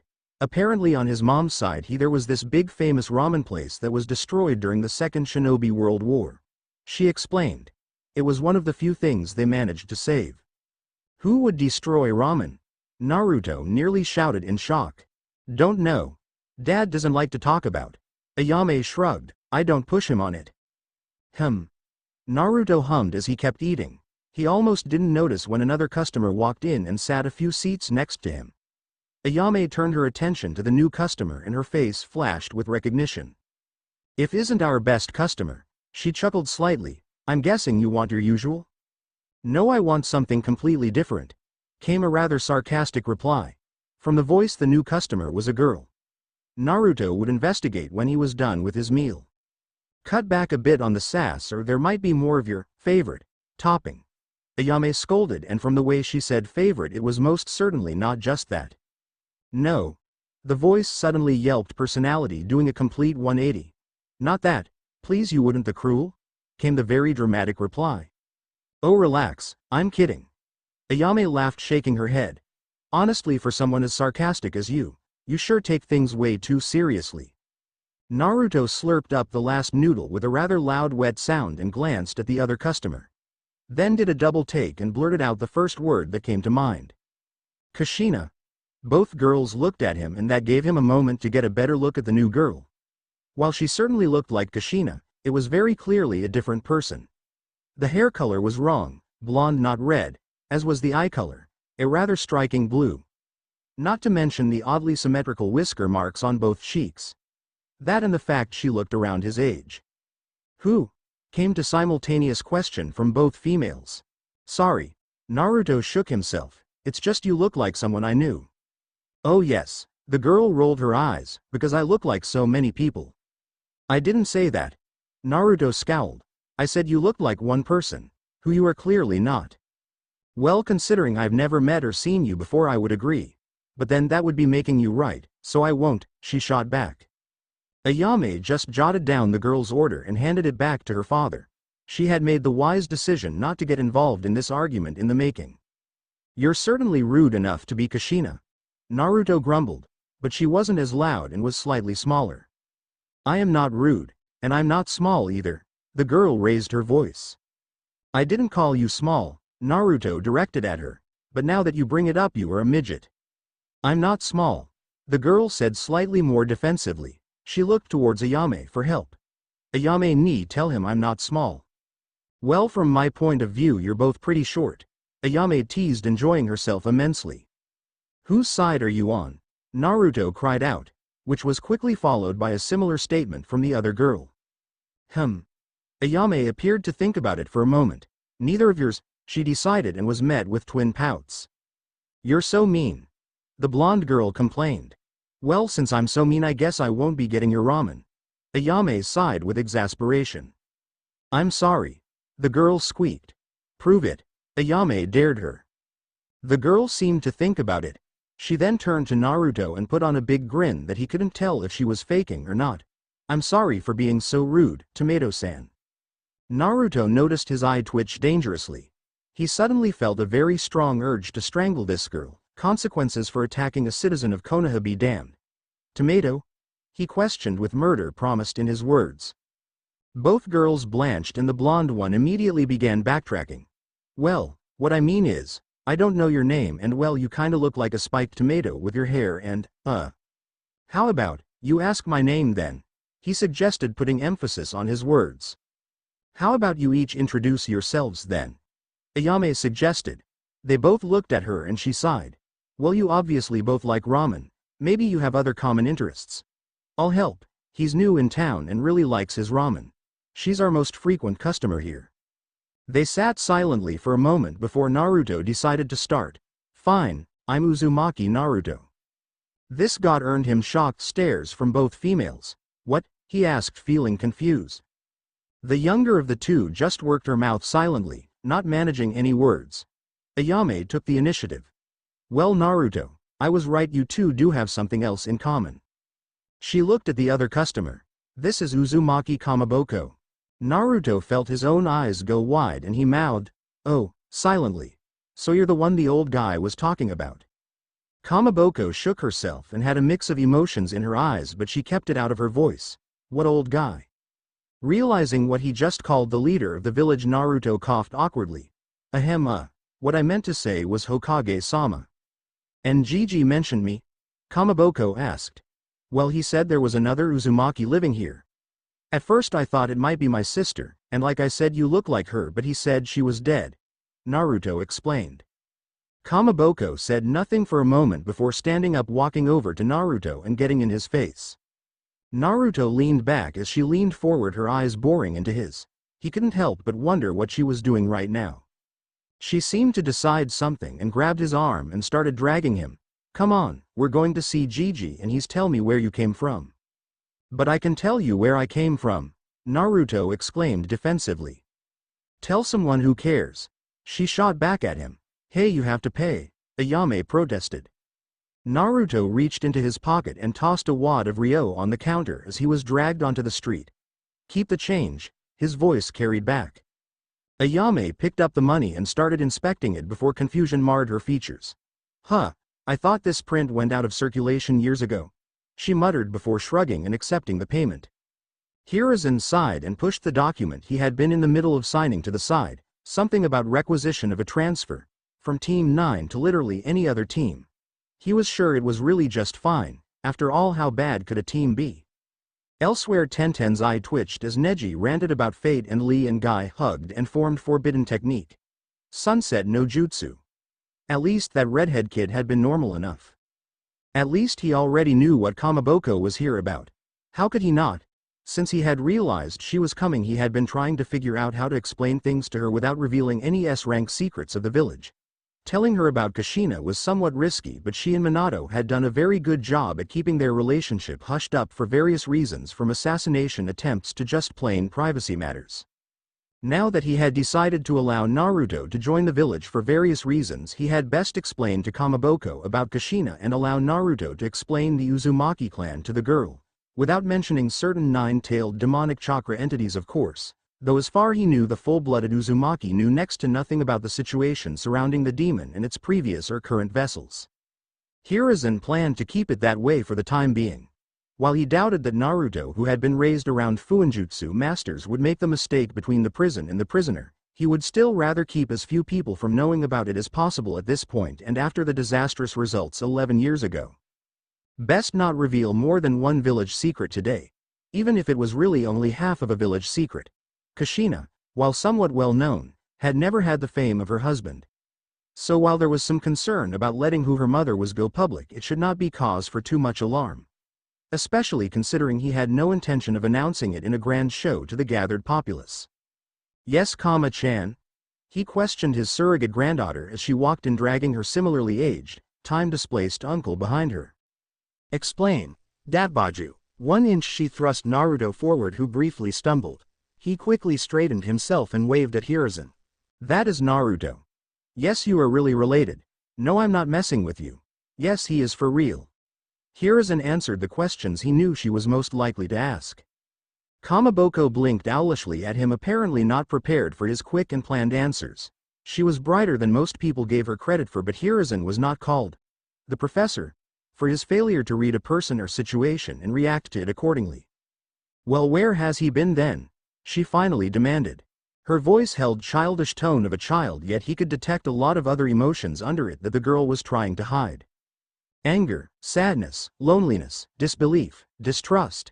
It honestly hurt to think about how she must feel about a relative finally appearing out of the blue. He still remembered when she was younger and would ask about her parents. He had of course never given her a straight answer and would subtly shift the subject. At one point she realized she was not going to get an answer and just stopped asking. Before he answered, he briefly gave an internal grimace about how she was going to react to finally finding out about her mother. Maybe she would be able to work out logically why he had withheld the information from her, but that didn't mean she would just accept it on an emotional level. She would likely be hurt and angered at him. But like tearing off a band-aid, it would have to be done. Though it was best to take things one at a time. Her mother's identity would come, but he would answer her other questions before she was too angry at him to talk to him. "He's been..." Hiruzen trailed off, trying to think of exactly how to word it. Perhaps blunt truth would be the best option. Trapped inside of an experimental seal of his own design for the past 30 years or so. Kamaboko just blankly stared at him, and Naruto pressed his hands to his face in a mixture of embarrassment and disbelief. Perhaps that had been a bit too blunt. Yes, thinking more about it, even if it was the truth, what had actually happened sounded like a last-minute white lie to tell an overly curious child. Actually, it reminded him of when Asuma was a child and had walked in on himself and Bawako having, never mind, that was not important right now. "What the heck does that mean?" she growled after she got over her immediate disbelief. Clearly she still did not believe him. Hiruzen sighed and massaged his temples. Now he needed to give her a crash course in Fuinjutsu. Well, maybe not a crash course so much as just explaining to her some of the basic aspects of it. Kama-chan, what do you know about sealing? He asked her in a patient tone of voice. The return of the blank look was all the answer he required. Although Naruto looked somewhat affronted that his niece had no idea what sealing was. It's that stuff that puts stuff inside of other stuff, right? She finally answered, not sounding overly interested in the matter. Hiruzen internally winced, not quite the most elegant way to put it, but at least she did have some gist of how it worked. Even if it was severely lacking. How do you not know what Fuinjutsu is? Naruto finally shouted in clear frustration. I just explained what it was, didn't I? She shot back at him. No. Naruto started but then scrunched up his facial features in thought. Well, kind of. It's a terrible definition if there ever was one. He muttered the last part, more to himself than to his late sister's daughter. Kama-chan. The Sandame cut back into the conversation before it could deteriorate. Fuinjutsu is an advanced shinobi art that uses a special script that allows us to create seals for many purposes. It lets us seal items, chakra, even people in extreme cases. He sent a pointed look at the full-blooded Uzumaki in the room who attempted to whistle innocently. Okay, but what does that have to do with me? Her eyes then briefly widened and she glanced at Naruto. Wait, he sealed himself. Wasn't trying to, he muttered, looking quite put off at the question. Kama-chan. Hiruzen sighed deeply and felt his age bearing down on him yet again. He was far too old for this job and lifestyle, yet he would follow it through to the end. When you used to ask about your parents, I never told you the answer. I am deeply sorry for that, but your parents had enemies, and without them to protect you, you would be a target for their ire. Kamaboko's eyes narrowed in thought. No doubt she was processing this information and trying to figure out what to do with it. Become angry and try to take it out on him. Shut herself down and ignore things around her. Nevertheless, he took her silence as an opportunity to continue. Your mother was one of the last members of the Uzumaki clan. He started again. The Uzumaki had a village of their own called Uzushio and were our allies. Near the end of the Second War, your mother was in Konoha visiting a relative. He specifically made sure to avoid revealing just why she was visiting the relative. While she was here, Uzushio was invaded and destroyed. Survivors of the clan scattered, some came here, some hid for fear of what would happen if their enemies found out any were still alive. But why didn't you tell me? Kamaboko finally blurted out. Naruto looked oddly uncomfortable. Likely he felt this conversation seemed to be more of a private affair that he was an outsider in. I already used the name Uzumaki, so what does it matter if I knew who my mother was? She sounded hurt and angry, but the hurt seemed to be winning out for now. Because there was no connection to your mother. Hiruzen told her patiently. Orphans in Konoha in the past have often used the name Uzumaki to honor our former allies. It would be widely assumed that you were just another one. You got your coloring from your father's side, so most would not make the connection between you and the clan. She remained quiet for a moment, likely experiencing emotional turmoil. So why tell me now? She finally asked, her voice worryingly void of emotions. Something very out of character for the normally loud, apparently happy, and, at times, sarcastic girl. I'm tell you this now because of him. He pointed at Naruto, who looked surprised at suddenly being put on the spot. Kamaboko studied him briefly before turning back to Hiruzen, a question no doubt on her tongue. As I said before, Naruto here accidentally trapped himself in a seal before Uzushio was destroyed. This allowed him to survive, albeit in stasis, so when one of our teams freed him during an unplanned detour to the ruins, they brought him back here. He hoped to find his sister who had been away from the village at the time. Kamaboko's eyes widened and her mouth formed an "oh" shape. My mother. She muttered softly. She looked at her uncle. You said I looked like Kushina, that was my mom's name, wasn't it? Naruto shrugged.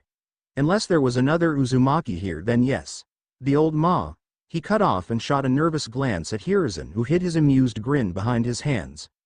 I mean, Hokage-sama told me she was dead, but there was still an Uzumaki living here. Me? She guessed. Her voice sounded almost hopeful as she turned back to Hiruzen, who realized this might have very well been the best way to reveal one of her parents to her. She would be hurt by the fact she had never been told and would likely mourn the person who should have been there to raise her. but introducing her to another family member who actually knew her mother and was mourning her loss as well. That could help both of them. When Hiruzen nodded in confirmation, she turned to Naruto and inspected him once again. "So you're my uncle then?" she commented after a moment. Naruto blinked as though the idea had just occurred to him and then groaned. "Oh Kami, that makes me sound old. But you're really related to me. And you." She seemed to search for the right words for a moment. "Like me?" she finally finished. "Well, I guess you're okay." Naruto decided. "You're not your mom, and I don't really want you to be, but I think we can get along." He grinned at her. A very large grin spread across Kamiboko's features, different from her usual grin. This one was not the grin she strung up with her declarations of becoming Hokage, not the one she used with her normal charisma. This was a smile that existed because for one of the rare opportunities in her life, she honestly had something to be happy about. It was somewhat bittersweet in that she hardly ever had the opportunity to use it. Hiruzen mused silently to himself. "Yes." She cheered and lunged at Naruto, squeezing him in a manner that certainly looked to be quite uncomfortable for the red-headed boy. "I always wanted to have a family. Well, I wanted a whole family, but you'll work." "Thanks." Naruto puffed out as his midsection was still in the middle of being compressed by the smaller human-shaped ball of energy. "Could you let go? I can't breathe." "Sorry," she said, not sounding very apologetic at all, but let go of him all the same. "I just got a bit excited. I can finally use someone to play dress up." She plotted, rubbing her hands together in a manner most. What?" Naruto questioned, looking pale. Hiruzen vaguely recalled Kamaboko wanting to try dressing himself up when she was younger. Of course, that was when he first started gaining suspicions of her being colorblind, considering anything she tried to get him to wear clashed horribly with the other articles of clothing. She had grown out of that phase years ago though, so he hypothesized that she was just teasing her relative. Fortunately for Naruto's future sanity, this was quickly confirmed. "I just messin' with you, Tabahu." She laughed at his expression. Naruto calmed down and gave a small chuckle of his own. "You already got good style." She indicated his already orange jacket. "Finally," Naruto exclaimed. "Someone who gets it. Mom kept saying it looked terrible," he complained, and then a sad expression briefly crossed his face. It disappeared quickly though, almost fast enough for Hiruzen to have missed it. When the boy joined the academy for a semester, he should probably mention to the psychologist to talk to him a little bit. Losing one's family was a horrible experience. "You two probably have a lot to discuss, but I have work to do." Hiruzen cut into their conversation, feeling a bit guilty for disrupting the moment, but it was more of a private conversation for a private setting. Therefore it could wait for the two of them to get back to Kamiboko's apartment. "Fine." Aforementioned girl huffed. "We can go back to my apartment."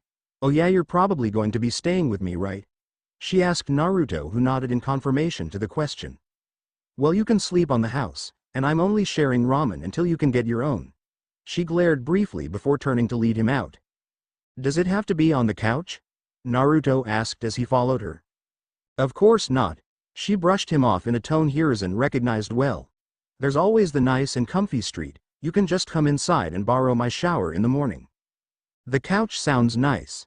Naruto conceded his defeat, but before they could properly leave, Hiruzen stopped them. "Before you go, I should tell you everything concerning where you came from and how you arrived as being marked as an A-rank secret." He warned them. After all, it was better to keep this mess somewhat hushed up from potential spies. "That means you can't just tell anyone about it all. When I finish designing the cover story, I'll send for you." "Thanks, Hokage-sama," the boy told him in a somewhat relieved tone. Obviously he had been trying to think of how he could explain his arrival to anyone who asked. "Why do you call him Hokage-sama?" Kamaboko asked, making quotations in the air. "Just call him old man. He is one after all," said. "Old man," heard her finish even as the door closed behind them. Hiruzen sighed when he realized that Kamaboko had not even said goodbye to him. It could have been that she was too caught up with the fact she had a living, breathing relative, but he had known that girl her entire life. When she was angry at someone, she didn't make it too obvious. It was subtle things, perhaps being a tad more polite than was normal, sometimes a prank at a very inopportune moment. He knew that she could understand why he had kept secret what he had. The question is how long until she was willing to forgive him for it. Only time would tell. Elsewhere, under Konoha, Danzo read over the report his operative that was assigned to watching the Hokage's office had just handed him. He could scarcely believe what he was reading. It was so fantastic that he could not just accept it as fact. Then again, for all his faults, Hiruzen was no fool when it came to accepting members of the village. Perhaps he was a bit too naive when it came to using such assets, but the man would never allow someone who intended to do harm stay in the village. Especially not after that whole fiasco with Orochimaru some years earlier. But that still begged the question, what were the odds of an event such as this occurring? A team traveling to the ruined village of Konoha's former allies and discovering a young survivor trapped within a seal of his own creation that just so happened to have access to the locked-away secrets of the Uzumaki clan. It was enough to make even the greatest of skeptics scoff at the likelihood of it all. Nevertheless, despite the unlikeliness of the whole situation, he could hardly conduct any real investigation into it without any proof, and matters had escalated too far for him to simply attempt to recruit this Uzumaki Naruto into root. A pity, but perhaps this could work for the better. If the boy could relate good memories with Konoha, then he was more likely to stay loyal, and if he was loyal, then his only remaining family, who would no doubt latch onto him, would remain loyal to the village as well. Danzo was not quite a pessimist, but neither was he an optimist. He simply took things as they were and considered both the positive and negative aspects of each of them and how likely each outcome was. While there could be concerns about the boy having lingering loyalties to his old village, there was no village left to hold loyalty above all else to. Just some crumbling ruins, memorials to a time long past. Keeping the Kyuubi Jinchuriki loyal to Konoha had always been a concern of Danzo. In times past, Mito had been loyal to the village her husband had helped found and had always been a more traditional woman rather than a true kunoichi. A sealing mistress certainly, but not one adept at combat. When Kushina had arrived, he had at first held concerns about how loyal she would stay to Konoha, but that situation had resolved itself when Uzushio had been destroyed, so she had stayed loyal to the only home she had left. But with Kamaboko he had begun to have concerns. While it was true that Konoha had been the only home she had ever known, once she was old enough to take missions outside the village, she would immediately see the differences in the denizens' treatment of her. Once this happened, she might decide she liked living somewhere else better than she liked staying in the place that had mistreated and neglected her save for a handful of people. It is for these reasons that Danzo had pressed for her to join Root when the organization had been an at least somewhat official group under Konoha's standards. Now that the foundation was technically illegal, he had to be much more discreet about his efforts regarding the Jinchuriki. But the Jinchuriki had to be loyal to Konoha above all else, and constantly relating it with people who had mistreated her was hardly a proud standard. However, if this Naruto could be taught to be unquestionably loyal to Konoha, and if the relationship between the two Uzumaki became one of family as it already appeared to be fast becoming, then there may not be a need to recruit the girl to Root. He would rather have her in Root as she was a weapon for Konoha, but Danzo could be realistic and was willing to settle for her remaining loyal to Konoha. But for now he could not act openly to push things one way or the other. He could use his operatives to provide subtle pushes, but that would be difficult. Perhaps he could attempt to place a plant within the academy. If what his report said was correct, then both of the Uzumaki would be there for at least the next semester. Perhaps he could vouch for a good potential candidate? With a quick order to a nearby agent, he had a number of files on operatives in that age group before him. He began looking through them, attempting to find one that could work. After a few minutes he had what he was looking for. A 12-year-old male who had not yet passed the final initiation of killing his partner, so therefore would hopefully not be completely emotionless. And also he had that useful talent that evolved from his hobby of painting. Yes, this one could work nicely, Danzo thought to himself as he stared at the file picture. A pale boy with black hair and an emotionless expression stared back. Naruto Pav, Konoha. Naruto was not quite sure what to think of his one known remaining family member. To be honest, he was glad he had relatives that were, well, not dead. But the issue was that while she was indeed an Uzumaki and his sister's daughter, he had never met her before. While it was nice to know there was at least one other Uzumaki out there, his family as he knew them were dead. Nevertheless, the fact that he was not completely alone, and his family did in fact survive in the form of Kamaboko, kept him from falling into miserable spirits. He also knew that if they were around, his family wouldn't want him to lose sight of himself and just fall into depression. That didn't stop the cold pit that formed in his chest every time he thought of the fact he would never see them again, but it was a start. In a way, he wasn't sure whether it would be selfish to think he had it worse than his niece, which was still weird to think about. He had lost his family, but she had never had one in the first place. The more he thought about it though, the more miserable it made him feel. Seriously, what kind of world was it where things like this could happen? Entire clans wiped out and their last members growing up as orphans? That was messed up. Though as Naruto observed the other Uzumaki, he noticed something, not about her particularly but about the people around her. Now, Naruto was hardly an observant person. Not exactly all that odd for his clan, but honestly it was kind of hard to miss. Either the people around them glared at her, or pointedly ignored her. No one was even trying to hide what they were doing. None of them said or did anything other than the way they were looking, but it was still noticeable. Naruto decided not to comment on it right now, especially since Kamaboko appeared to be ignoring it. He would try to ask her about it later, although it seemed like a really awkward subject to bring up to someone. If the conversation seemed to lead in that direction, he would deal with it then. But this would soon be forgotten, because Naruto had other concerns that came up once they reached Kamaboko's apartment. The concerns that came up started with the obvious problem. Where do I keep my stuff? Naruto asked, looking around the cluttered apartment for the first time. In all actuality, Kamaboko's apartment was not all that small. It was actually larger than most single-bedroom apartments. The Sandame could be thanked for this fact, although there wasn't much to it. The rooms were just slightly larger than they should be. But the fact of the matter is, while it housed one person quite comfortably, two people would find some difficulty sorting out the arrangements. Well, truth be told, Kamaboko had been extremely excited to have a living relative, and even if she weren't so excited, she was significantly angry at one of the few people she thought she could trust.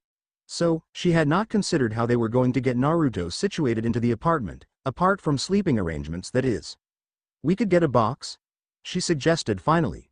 You don't really have much with you, she pointed out. Actually, Naruto had the decency to look someone guilty. Considering he was carrying just about every scroll the Uzumaki had left behind in the compound and any of his own personal possessions that he could salvage, he actually had quite a lot. Does this have to do with those seals you were talking about before? Kamaboko inquired, looking curious. Yeah. Naruto nodded eagerly and jumped at the opportunity to attempt to teach his relative about their heritage. I have a bunch of storage seals on my arms. To emphasize, he rolled up his sleeves to show the seals. I stored any of my stuff that survived in them, but most of them have things I saved from the compound. Well, those don't look like too much, was all Kamaboko managed to say before Naruto activated the ones on his wrists, causing roughly 20 scrolls apiece to poof into existence. Kama just blinked at the sudden smoke burst and the multitude of storage scrolls that now littered the floor of her apartment. And all the seals on your arms are full of those? Most of them. Naruto shrugged. I guess we can go and get another scroll to store them for now, but I kind of want to look through them. That sounds boring. The girl said honestly. A part of Naruto couldn't help but agree with her. Working on seals were one thing, while they required patience, at least he knew he was getting somewhere. Well, I can't just leave this stuff laying around, besides, there's got to be tons of cool stuff in these, Naruto pointed out. Really? Kamaboko asked skeptically. Well, there should be something, Naruto claimed, although he had his own doubts. Truth be told, he had absolutely no idea what was contained in the vast number of scrolls he brought back from the compound. There had been several artifacts including some weapons, but he had no idea how to use any of them. All he could really do was hope that there were some new, technically old, and cool techniques he could learn inside them. Kamaboko picked up the nearest scroll, only to discover that it had nothing more than another storage seal written on it.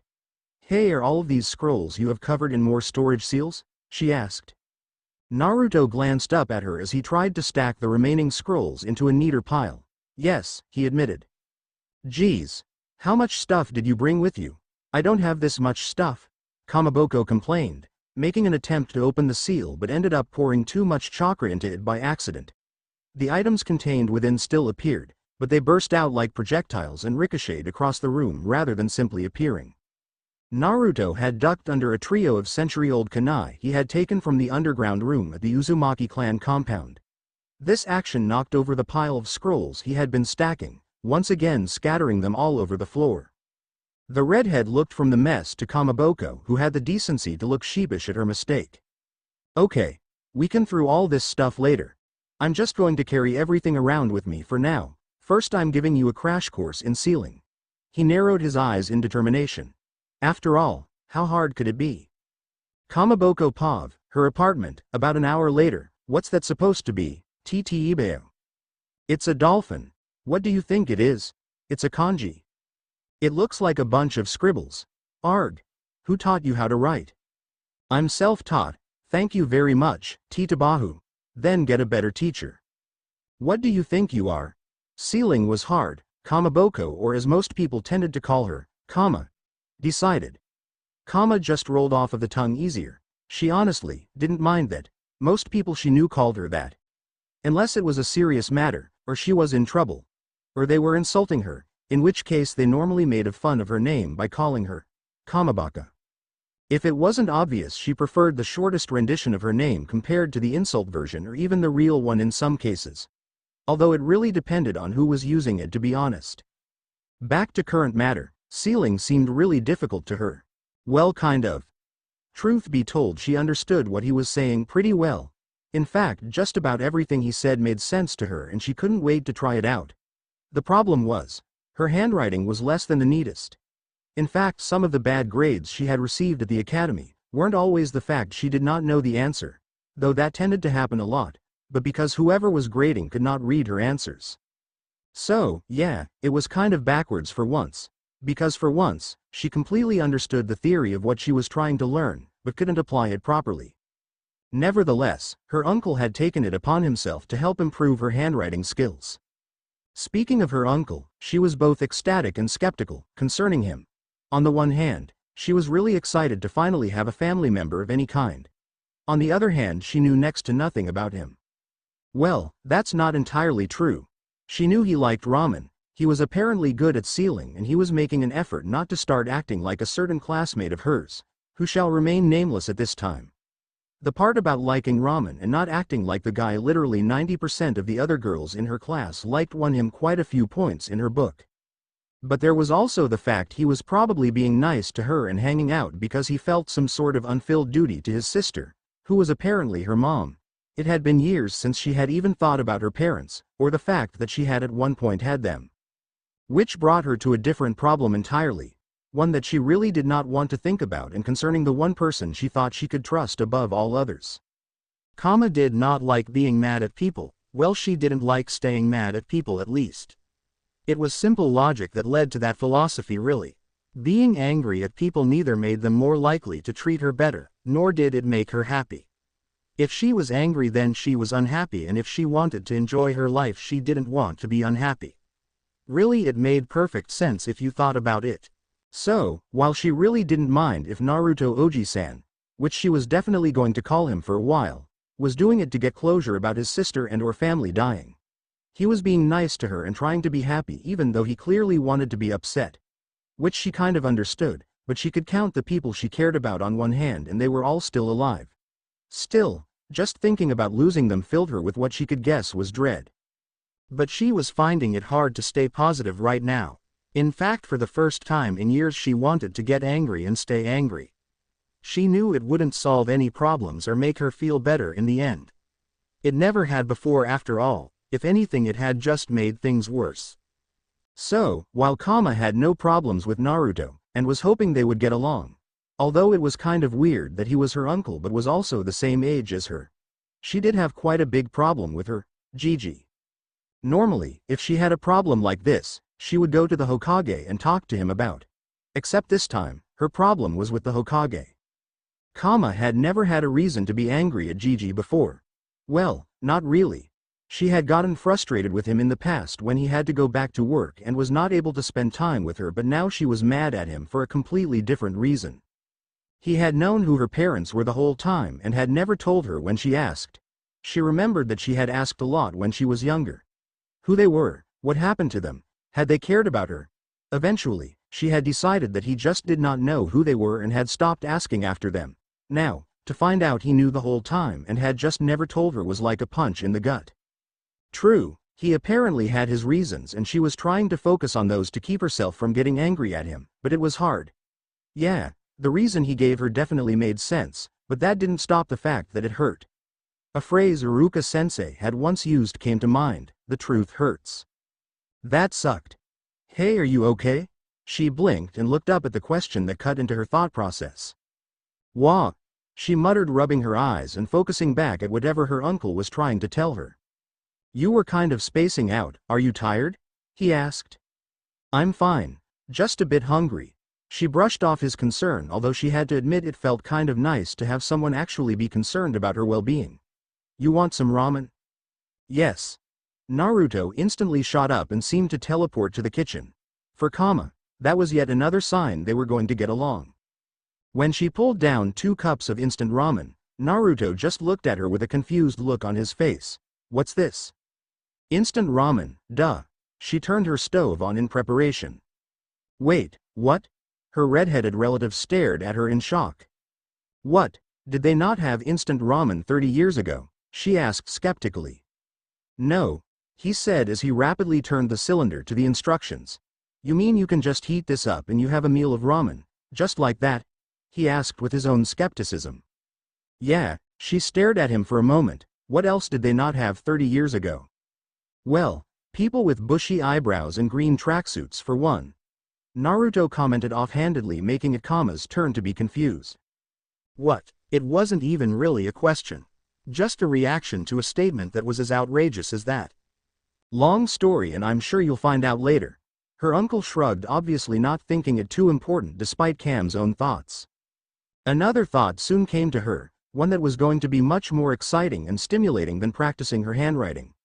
As much as she wanted to learn sealing, rewriting the same kanji over and over again until it was up to Naruto's standards was boring. Hey, did they have pranks 30 years ago? She asked, trying not to sound too eager. Yeah, we did. Naruto told her, already starting to catch on. Well, prank queen of Konoha, I think it is my duty to test your skills, Naruto Oji-san. She left out the self-declared part. Truth was, though, no one else was really vying for the title, so she kind of had free rein. Please don't make it a habit of calling me that. Naruto pleaded before answering, and I guess I could show you a few things. A smirk that tended to be genetic appeared on his face. I think you have reversed who will show who what, she declared. But ramen first, right? Well, duh. We're not savages. Pranking was a fine art developed over thousands of years, primarily by children and young people between the ages of 8 and 24. These heralds of ingenuity and, more importantly, hilarity, will forever remain the unsung heroes of history. Even if the pranksters of the next generation do not remember the names or faces, they will perhaps remember the joy and slapstick humor that resulted in the suffering of others, albeit a rather small amount of suffering. So it was that on the day 2 pranksters, a generation apart, met and decided to bring their powers down upon the unsuspecting Leaf Village. The heavens trembled and the people wept, for this was to be their final hour with peace of mind. Well, that's not actually what happened at all, but Naruto liked to imagine it did. It was much more dramatic, also entertaining, like that. No, what actually happened when the two decided to discuss pranking ideas was not quite as rainbows and unicorns. Actually, neither was his imagining. Where the heck did he get the idea of rainbows and unicorns from in the first place? But that was all besides the point. Let it be said, putting 2 pranksters together was never a good idea for the general populace, but it was certain to cause some stress amongst the pranksters themselves. This was where the difference in times began to come into play. While both Kama and Naruto could agree that they wanted to prank the general populace rather than just a single individual, because that was entirely too mean, they could not come to agreement on how exactly they would prank them. It should be noted that Naruto was hardly the only prankster living in Uzushio 20 years ago. In fact, numerous children around his age acted in such a manner. Some people blamed the Uzumaki influence, as roughly half the children who acted in such a manner were indeed Uzumaki. But that could also be due to the fact that the Uzumaki clan made up about 40% of the village's population. While the youngsters acted in this manner of uncouth youthful activity, most of the adults had long since grown out of their earlier habits. Instead, they now spent their incredibly enlightened maturity attempting to stop the youth of the village from repeating their own actions. After all, the best prankster catchers were former pranksters. However, there were not nearly as many former pranksters living in Konoha. In fact, the number was in the single digits, with only one former prankster actually caring to stop the next generation, which was also in the low digits. Basically, Uzushio had a larger history of pranksters than Konoha, and this left a sense of pride in each generation that they were getting better than the last one, learning new tricks and better escape routes. Naturally, Part of this pride was instilled in Naruto, but in this new place he came face to face with Konoha's prankster queen, who really did not have any real competition in maintaining her title. Now that these two forces meet, things certainly became interesting. I'm telling you, we should just paint every shop window and sign so that they all look the same. Then no one would know what shop to go to and everyone will be running around like chickens with their heads cut off. Maniacal cackling quickly followed this statement. Free guesses who said that and the first two don't count. But that's too risky. If we do that, we'll practically be painting targets on our backs. We need to be professional about this and not let them know what we're doing. When the stores close, we should switch the merchandise so that people go to a store to get clothes, but only find soup. Fiendish cackling followed this idea. Bah, then we'd have to break into the stores. We want to have fun, not break the law. This was said ignoring the fact that painting the stores would be vandalism. But if we're not going to paint the stores and we're not going to break into them, maybe we should get more imaginative, came the suggestion. Like putting transparent tape in every doorway, was one idea. That way, when some tries to walk in, wham. That's actually not a bad idea, but I have another one. It'll be a bit soggy though. The newest suggestion started. Why is it going to be soggy? The obvious question was raised. Well, not really for us, but for everyone else.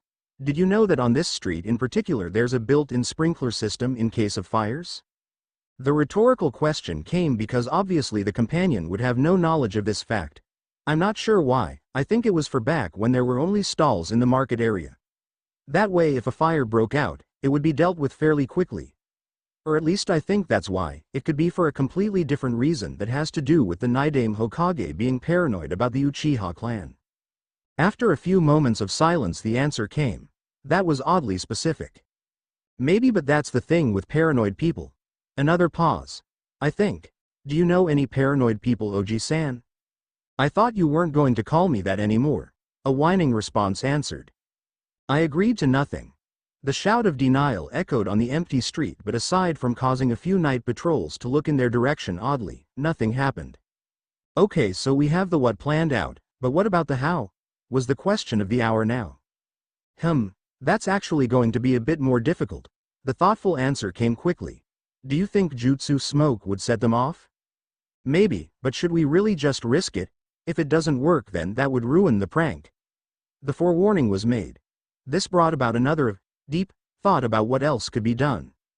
How about we don't have the sprinklers go off while everyone is down there? The redder of the pair suggested. In fact, what if we don't even have the sprinklers go off?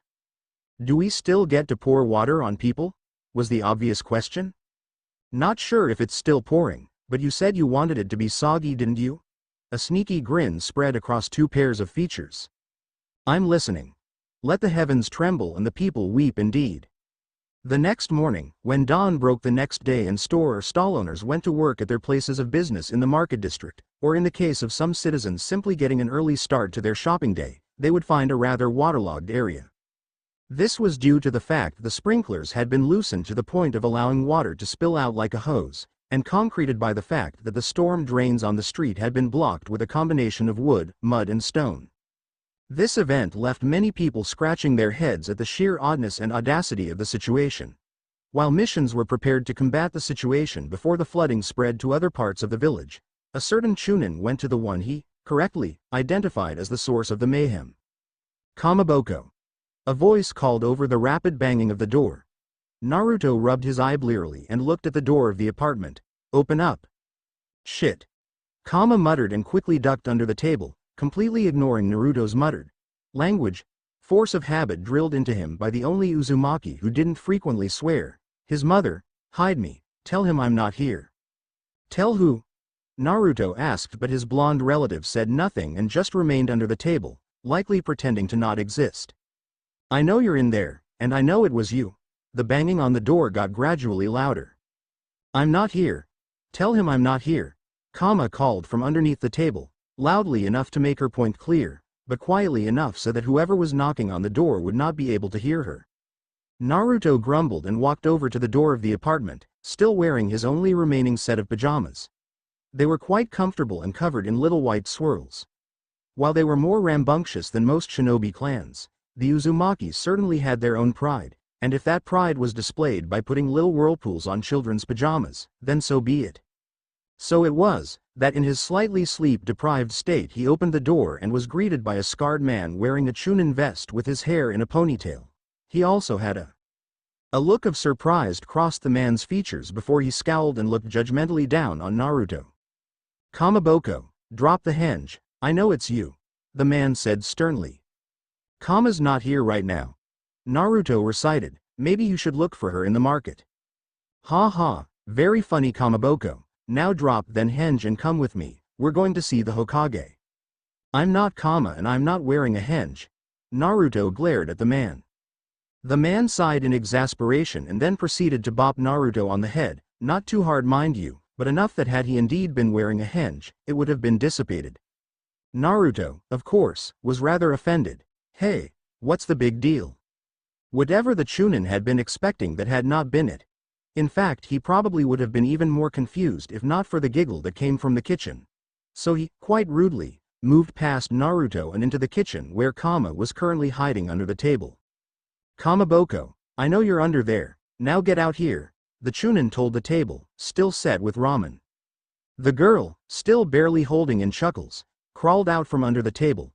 She looked at the ninja and then seemed to lose control and burst out laughing. "You thought that he was me?" Kama laughed. "Well, can you particular blame me?" the Chunin asked with a vein beginning to pop out of his forehead. "Before I take you to the Hokage, would you mind telling me who he is?" "Hey, I'm standing right here, TT Ibeo," Naruto pointed out indignantly. "I'll get to you in a minute, and if you were an accessory, you'll be coming with me too," the Chunin told Naruto before turning back to his niece. That was still incredibly weird to think about, really. In fact, perhaps he just avoided thinking about anything on that topic other than the fact they were related. "What's an accessory?" was the muttered question that the Chunin important enough to answer. "Someone who helped commit a crime," the scarred man answered, his voice still tinged with annoyance. "But Iruka-sensei, we made sure not to do anything illegal." "Really?" the man, apparently named Iruka, questioned. A very skeptical look on his face. "Just to be clear, you're telling me that you managed to turn the entire market area of the village into a canal system, without doing anything illegal?" "You're the one who said it," Naruto grumbled while Kama had very different thoughts. "Wait a second. Why are you even here? The academy doesn't start again for a week. I am free of you and your rules," the girl pointed out in defiance. "I'm here, because no one has put out the warrant for your arrest yet, so I figured we should get this sorted before the academy starts, because I don't want you dragged out of class in order to be thrown into prison, it will be a huge distraction," Iruka explained to her. Kama, being the mature and well-adjusted 11-year-old that she was, stuck her tongue out at him. "That's what I thought. Now before we head to the Hokage's office so he can deal with you, who the heck is he?" Iruka's attention returned focus to learning who Naruto was. "That's just Oji-san." Kama brushed Iruka off, then seemed to think about it. "Or maybe I should call him Oji-kun? 'Cause he's so short, ya know." "I'll get taller," Naruto said defensively, "and I thought I told you to stop calling me that." "Did you?" Kama put on a face that was the picture of innocence. "I don't remember." Naruto made the obvious facepalm while poor Iruka just seemed completely lost. "Kama," Iruka started, forgetting for the moment he was supposed to be angry with her. "Since when did you have a very short and young-looking uncle?" "I'm not short and I am young." Naruto was getting a bit tired of explaining himself to this man, whom he barely knew. He made this known to the Chunin. "Anyway, who are you?" "That's Iruka-sensei, he's strict and he teaches at the academy," Kama said before the scarred Chunin had a chance to answer for himself. "I also take you out for ramen on the off chance you actually behave properly," Iruka told her with narrowed eyes. Kama just whistled, or tried to anyway. Iruka just sighed. "You know what, I'm sure that Hokage-sama will explain all of this to me. For now, come on both of you. You still have no proof," Naruto pointed out. Iruka just sighed in a tired way before changing his strategy. "Look, it's either come with me right now, or wait for some very unhappy Chunin or Anbu to come get you after they've finished unclogging to drains that you plugged up. But maybe we should go with you to see if we can help find the real culprits in any way." Naruto changed his tune rather quickly. You do realize you're not fooling anyone? Kama asked him. Just have to fool myself, Kama. Naruto told her out of the corner of his mouth as they followed Iruka. The end. Now we will see you in the next video.